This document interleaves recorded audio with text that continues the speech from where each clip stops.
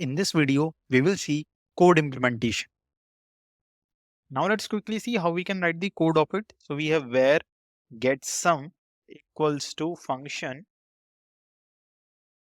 a comma b, right?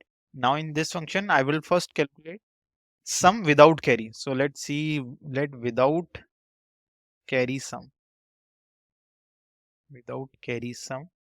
right? What will be my without carry sum? Basically A or B, right? Then I will find the carry, right? Carry will be A and B, right?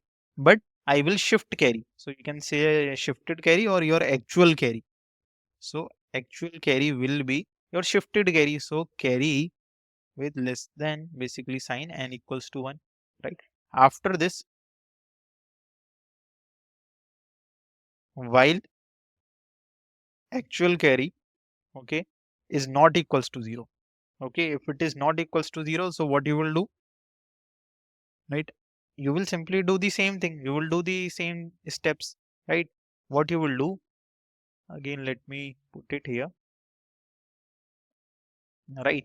So basically, I will first calculate a sum, again, a sum without carry sum and a carry. So temp equals to without carry sum, XOR of carry, actual carry, right?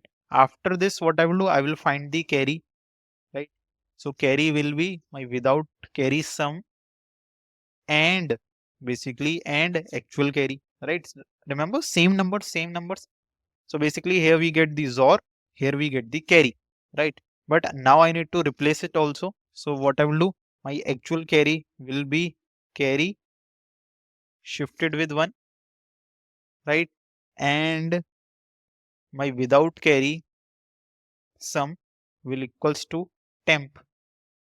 So basically what we have done here, without carry sum equals to 1, basically I am simply swapping, right?